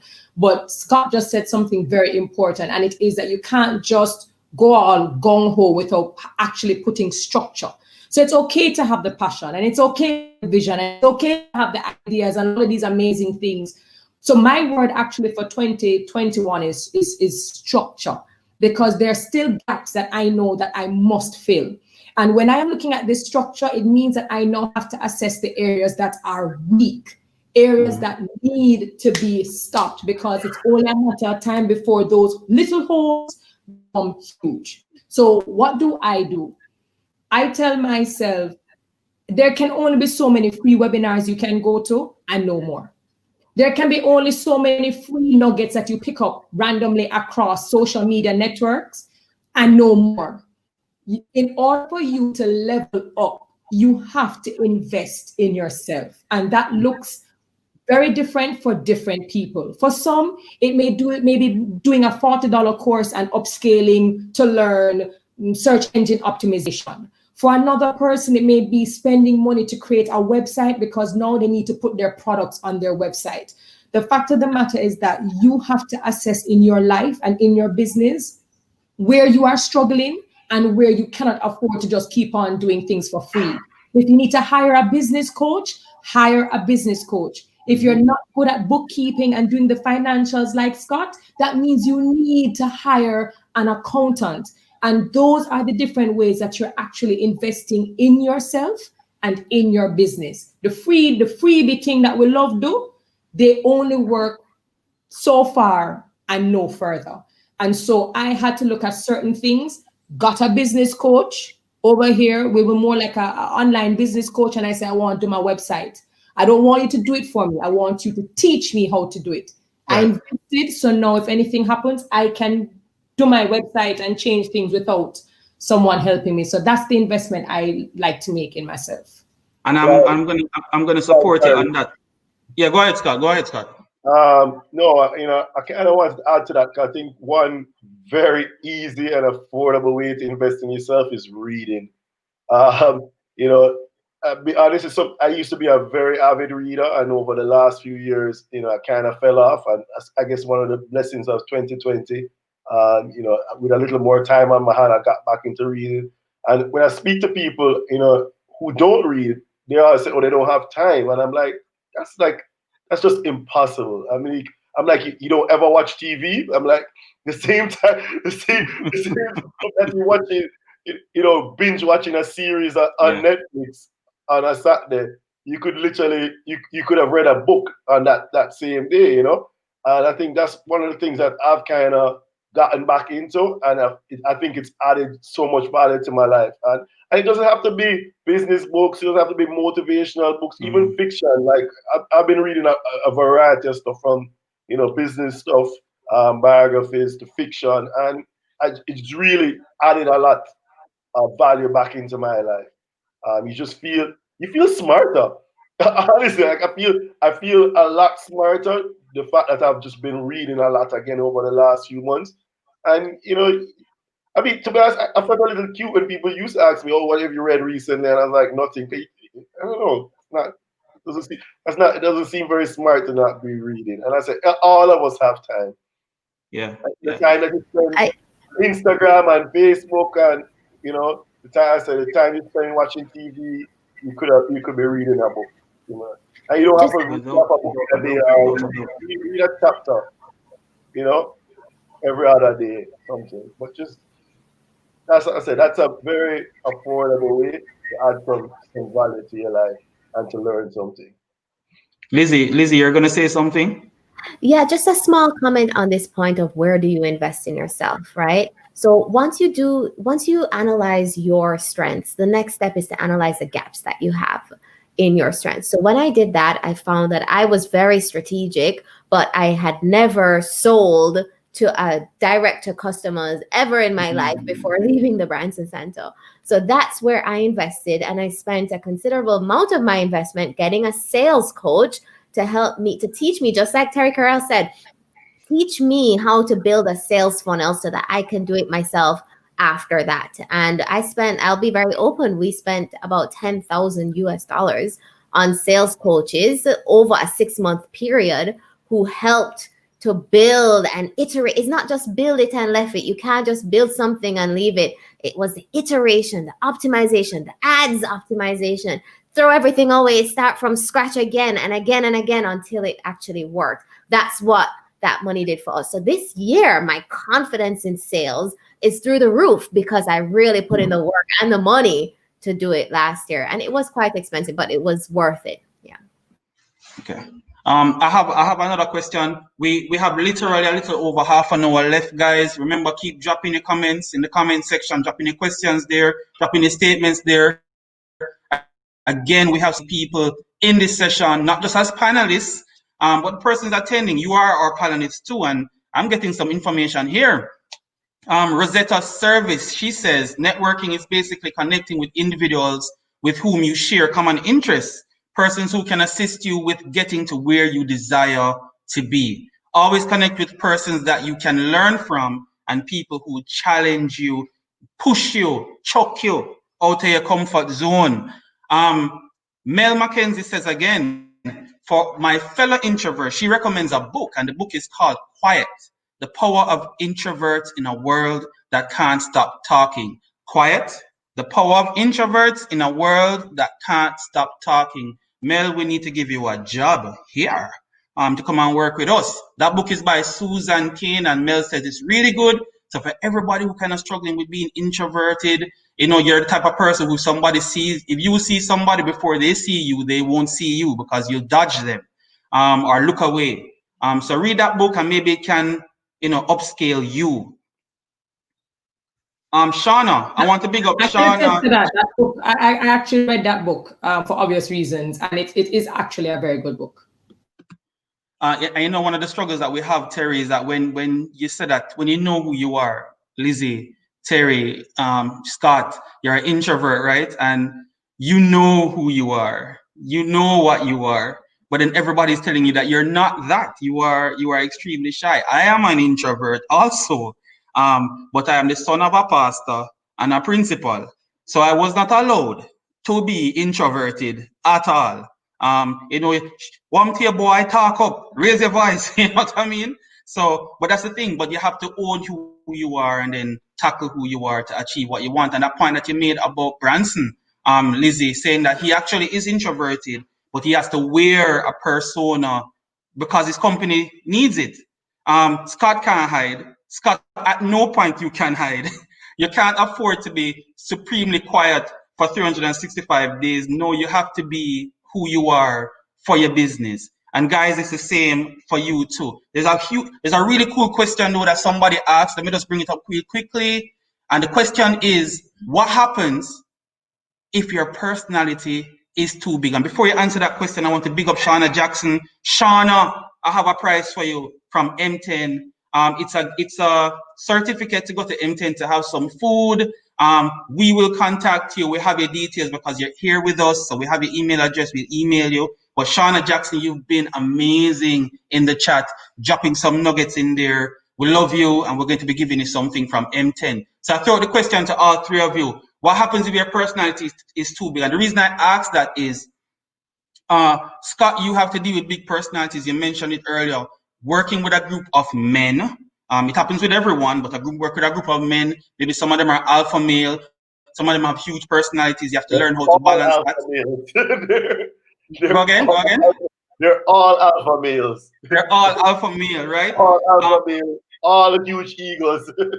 And with Terri, you work in an industry with persons who, I mean, whether or not they actually are introverted or extroverted, they have to have huge personalities sometimes to get to the top of the pile. And Lizzie, dealing with the businesses that you deal with and that you have dealt with, you have persons who may have their personalities might be getting in the way of their success. What happens if your personality is too big? And I'm going to start with Lizzie on this. And this is from Shauna. Yes. Well, I love this question because I've been told my entire life that my personality is too big, right?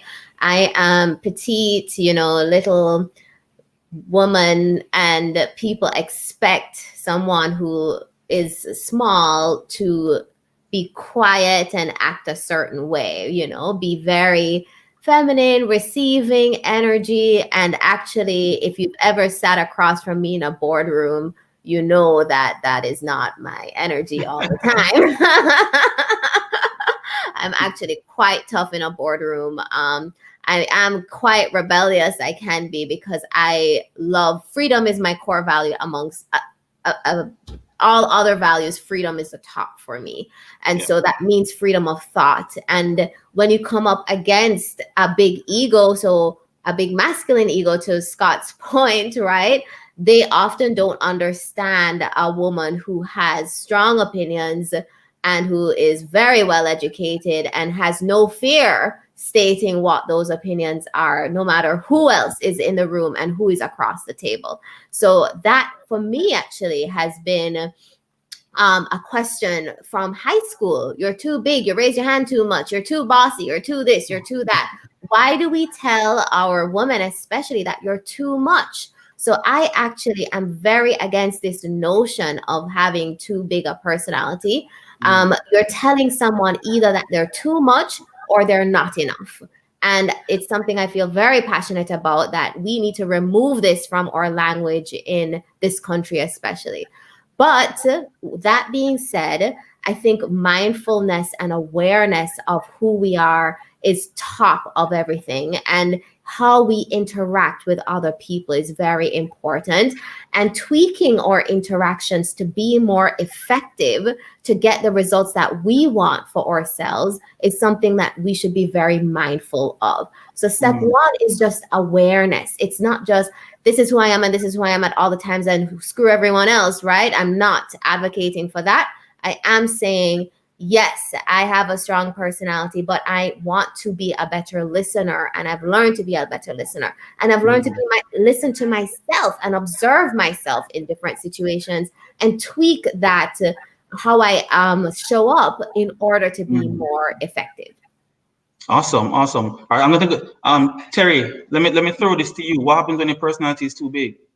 Well, I echo the sentiments of Lisandra, and for anyone who's ever been a my online community and has seen my video, I actually have a video, I think it's on YouTube as well, about smalling up yourself. People who are audacious enough to project their insecurities on those of us who have big personalities and telling us to small up. It would be better for everyone if we just dim down and dumb down, and for you to just be quiet. Go in the corner, you're on a timeout. And so for persons with big personalities, I think a lot of us get it from prep school coming all the way up. Now, to Lisandra's point, there's nothing wrong with being or having a big personality, because at some point in time, you have to be able to have your thoughts and defend your thoughts and have conversation that challenges.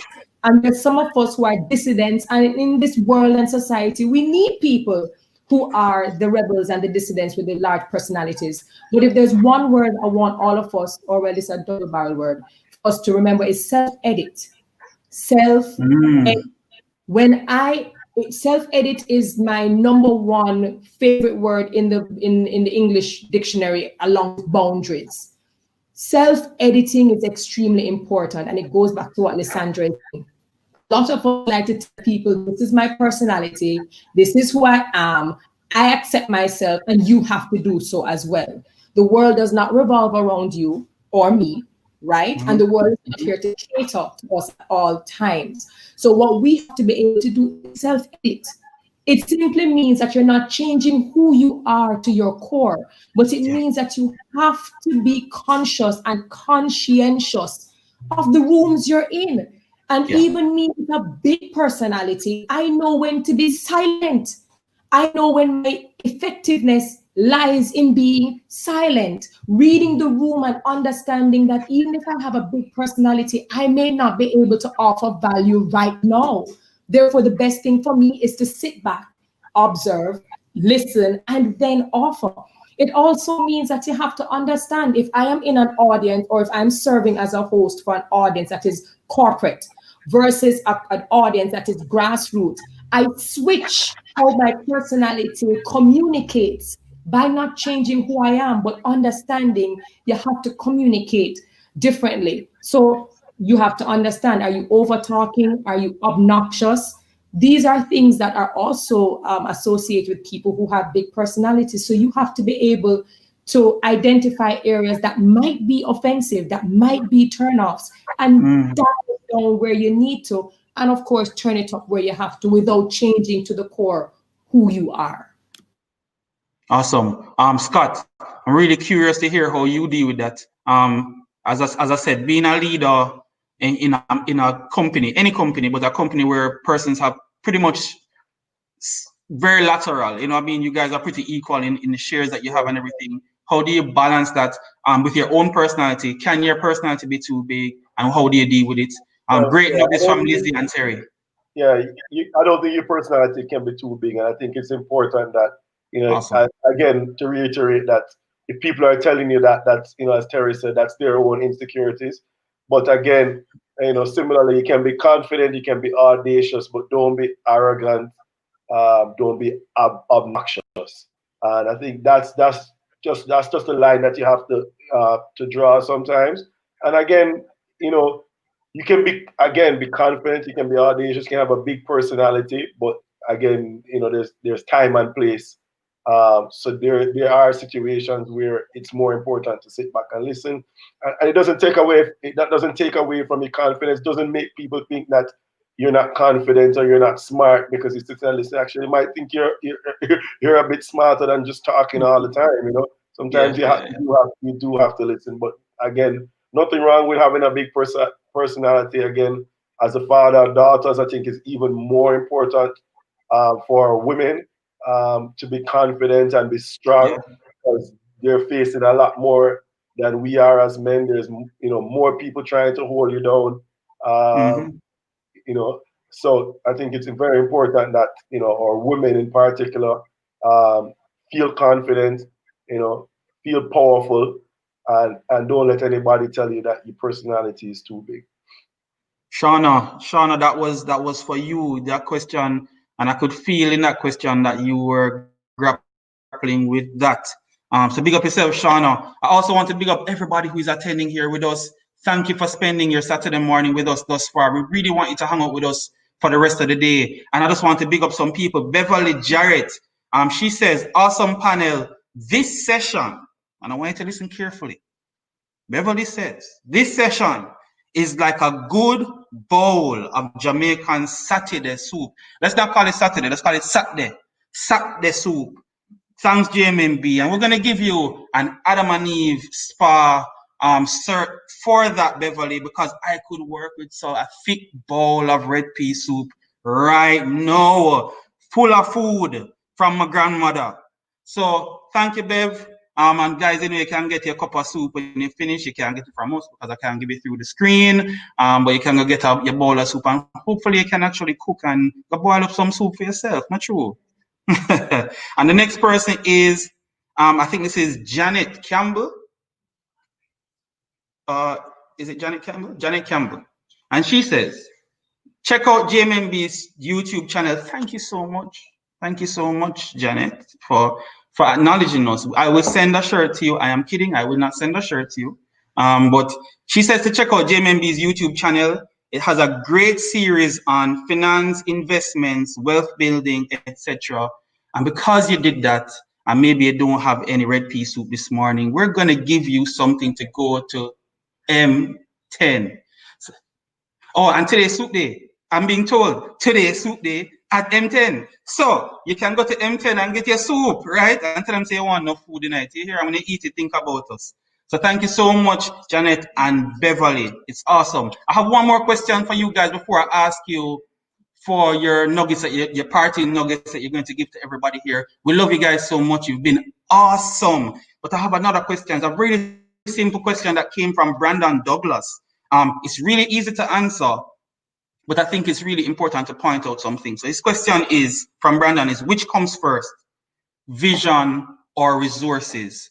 Which comes first, vision or resources? And it might seem like a supremely easy question to ask, but it can also be one of those things that holds us back when we're trying to start something. We think we need to have everything first. You see, I'm actually prefacing too much. So you tell me, which comes first, vision or resources? Scott, I'm going to leave you for last here. I'm going to leave you for last for this one because your business started in 1874. So we're going to allow you the time to think about it. So we don't hold me up too much. I hold enough of it is. Stop holding me up. So let me start with Lizzie. Lizzie, which comes first, vision or resources? And I'm sure you get these all the time from all of the coaching that you do. Which comes first? This one is an easy one. Vision, of course. Vision. You have to have the seed planted in your mind before you can make it a real tangible thing in our reality, right? Soul Career was just a thought, an idea in 2018, and now it's a real tangible business with real customers. So I had to envision today, way back 2 years ago or 3 years ago now, before I could make it happen. So the vision comes first, and then you find the resources to help you bring it to life. But you can't start driving without knowing where you're gonna go. Awesome. Terri. It's kind of rough coming after Lisandra because she's just so succinct and she puts all of her points together. But just going back to one of my favorite books, Scott was talking about being an avid reader, and I love to read and I'm always reading. But the Bible literally says it, that people without vision, people who don't have vision, they will perish. And that's just as simple as it is. You can't buy resources towards a goal that you have not already structured or planned. You can't manifest something by putting the cart before the horse. That's not how it works. So the idea is to have that idea and then say, okay, for this idea to come true, what are the parts that need to be put in place? The bigger question is, do you need all of those parts to be absolutely perfect before you launch the idea? Maybe not. It depends on the industry. It depends on the idea. But certainly you have to have the vision, and then you start to put all the parts together. And as you start to put your resources, you realize you're going to add, you're going to take out, you're going to expand. There are a lot of things that are going to change, but your vision has to be there without a doubt.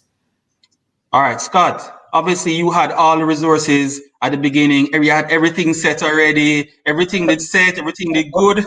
Of course. I mean, Scott Matalan must have everything. So I'll give you an actual example. So obviously, vision comes first, and vision doesn't necessarily have to be followed with resources, as in money. It can be as simple as your blood, sweat, and tears sometimes. So Dream Entertainment was started again. I have 10 partners with no money. Not $1.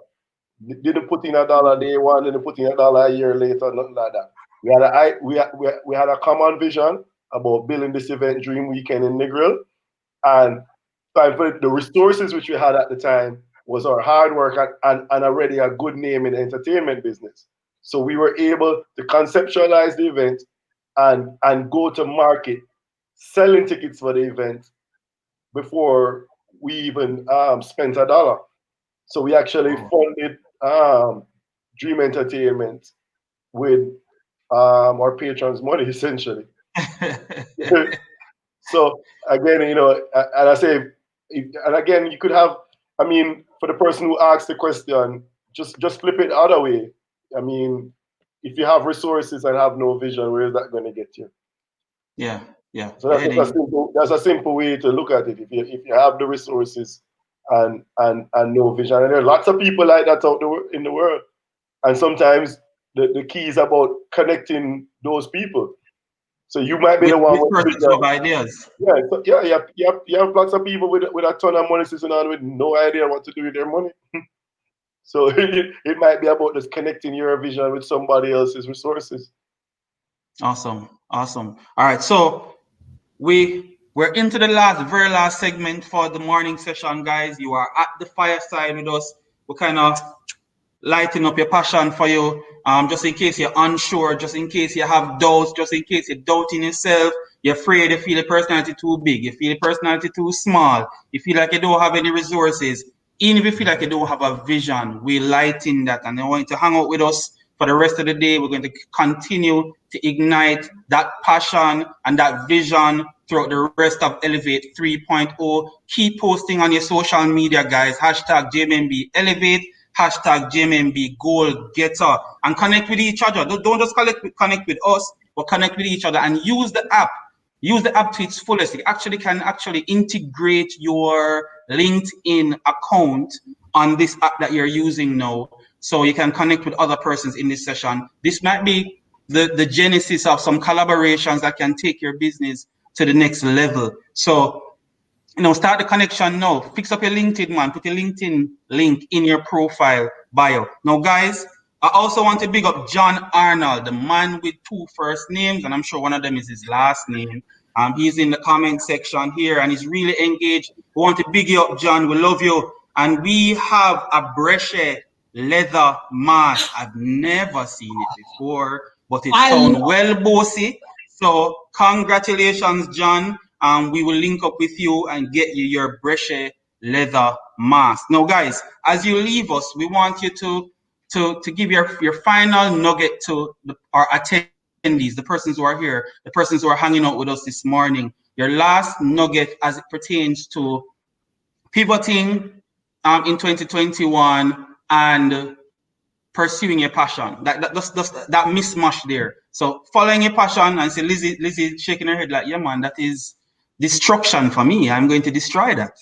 So following your passion, but pivoting on that passion, because maybe you wanted to open, I don't know, a hot dog stand, and you can't open the hot dog stand anymore. So because of the social distancing and COVID-19, so what's the parting nugget that you'll give these persons as it relates to pursuing passion, but also pivoting in 2021?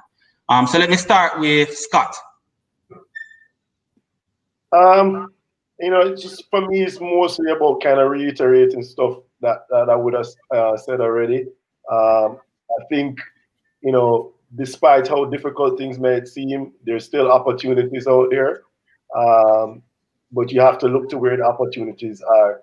Not be, don't have this necessarily, don't have this preconceived notion of how exactly things are going to roll out. Because I said it's a very strange landscape that we're living in globally right now. So you have to be willing to kind of, go a little bit wider with, from your comfort zone and your core.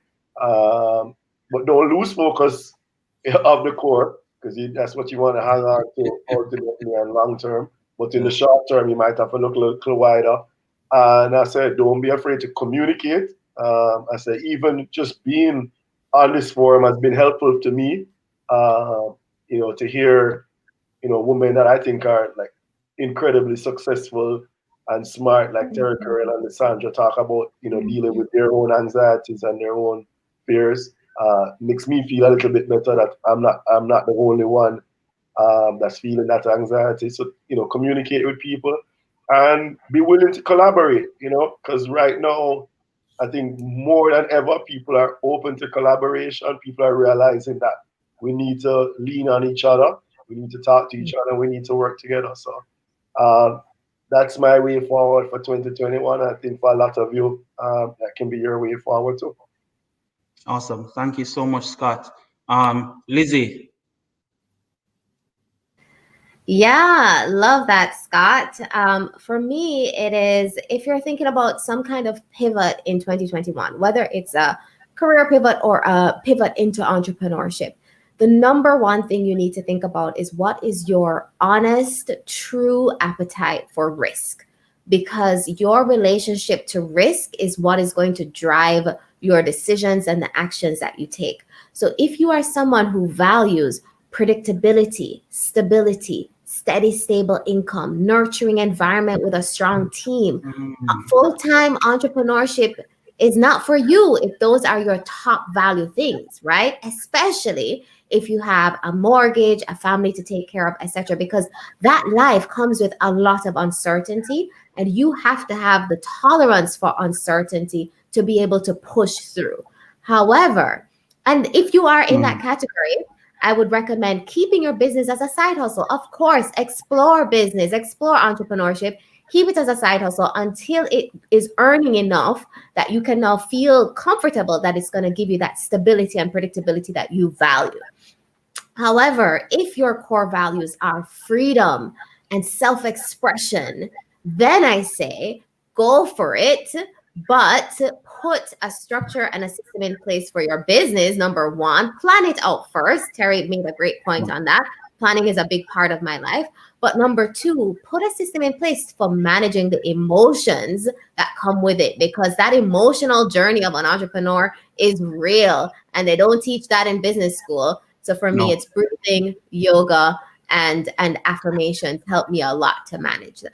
So those are my tips. Thank you. Terri. Jesus, Clyde, I don't know why you put me for last at Scott Dunn, who started Dream when what, 1994? I was in the first one come down, but we're not going to say, Scott, you look good. Lisandra, great point. For me, trying to kind of wrap up everything, my last book for 2020 that I read 47 books last year. The last book was That Will Never Work. The title of the book is That Will Never Work. It's the Netflix story, how an amazing idea was birthed. It's written by Mark Randolph, who's the co-founder of Netflix. And one of the biggest takeaways you realize is that, again, vision was important. 2, they started off with very little resources. 3, he made sure he found the right talent. And 4, what you really understand that even when you are pursuing your passion and it's something that you absolutely love, it doesn't always come to fruition because you love what you do. It doesn't work that way. So the Netflix story, as booming as it was in 2020, and everybody thought, oh my God, they were so amazing. When you understand where they're coming from the 1990s, you realize how many things they had to change and how many times they had doubt, but they stuck to it. They listened to their community and they changed. So I recommend that book for anybody who's talking about passion, but really be mindful of what would happen. My second point, Ikigai, Ikigai. It's Japanese, which is the meaning of purpose. And what that also means is that, yeah, it's great for you to be passionate, but passion is not the only thing. It cannot be the only lever or the only thing you're betting on. What the Ikigai is all about is looking at what you love, what you do, what people will pay you for, and what will make your community or world better. And where those 4 circles intersect is where your purpose lies. So you can't just have a passion, but you're not good. You can't be that it, nobody will pay you for it because the world doesn't need it. There has to be some balance and some rhyme and some reason. And finally, collaboration. I'll leave you with the African proverb. If you want to go fast, go alone. If you want to go far, you go together. That's it. Merciful is what it's now. You just level up the thing. Thank you so much, guys. It's been a blessing. It's been an honor to be here with you this morning. So to all of you, to all of our panelists, so far, we really appreciate the information you've shared. I'm sure everyone here is inspired. I am inspired, and I'm actually the host, and I kind of had an idea what was coming, but then you can have an idea, but when you experience it, it's a whole different thing. Everyone here should be inspired. What have you learned so far? Drop it in the comment section. Leave your comments in the chat. We actually go through every single comment because every single person here means a lot to us. Again, we want to send a special thank you to the persons who took the time to complete our pre-event feedback survey questionnaire thingy. I know people hate surveys. Persons actually took the time to fill out the survey. We appreciate you. And as promised, I have with me 10 randomly selected lucky winners of an Amazon e-gift voucher valued at $20 each. You can buy some stuff on Amazon. You can even top it up and buy some stuff on Amazon. And these persons will receive an email from us at JMMB by Wednesday, January 20. So if you don't receive anything today, don't feel no way. It's not a trick, it's not a con. You're getting an email by January 20 with the details of your prize, how to access the prize. So please ensure that your email addresses are correctly entered in the registration section. Please, please, please, on the platform that you're in. Check it right now, please. So now, okay, on to our lucky winners. I'm going to call your names now. I've never done this before in my life. So my name was on the list, but I don't think I would. And I actually registered, and I was not even considered. So, Carnetta Reynolds, big up yourself, Carnetta. Chanel Shakespeare, Maylin, Lou Greenland, Emil Anderson, you have a superhero name. Emil Anderson, Cheryl Morris, Sasha Moody, Alison Hall, Samantha Charles, Beverly Williams, and Matthew Thompson. Thank God a guy got in there at some point. Big up yourself, Matthew. So let me go again. Carnetta Reynolds, Chanel Shakespeare, Maylin Greenland, Emil Anderson, Cheryl Morris, Sasha Moody, Alison Hall, Samantha Charles, Beverly Williams, and Matthew Thompson. No. For those persons who did not win, it's just the morning. There is an afternoon, and the prizes will be even better in the afternoon. So please hang out with us. It's around about your lunchtime, our lunchtime, some lunchtime. So you get some food somewhere, whether at home or on the road, and you come right back here to start at 1 p.m. again. But we have vouchers again, and the vouchers in the afternoon will be $45 US, 20. So, later will be greater. So look out, we're going to send another feedback. So look out for an email after the event asking for your feedback on the experience here. Complete the survey and you will be entered with a chance to win. Now, also remember to visit the virtual expo. We have our sponsors that are here. Visit the virtual expo and speak to a JMMB financial advisor about your financial goals. Remember, it's 2021. Let's get those goals. Let's hit those goals. Let's achieve the things that we've always wanted to achieve. This year is only one 2021 we're going to get. So let's make the most of it. Visit one of our sponsors. Click the links in the application that you have. It's a really cool application. Mess around with it during the lunchtime. Visit the expo areas. It's really, really cool. This is a virtual event and we're really trying to make it exciting for you guys. And also do the activity challenge and get a chance to win a big prize, like not a car prize, no, for the record. It's not so big. It's not so big, but you can win a solid prize, like a really cool prize. And I'm pretty sure that prize might just be something from Brescia.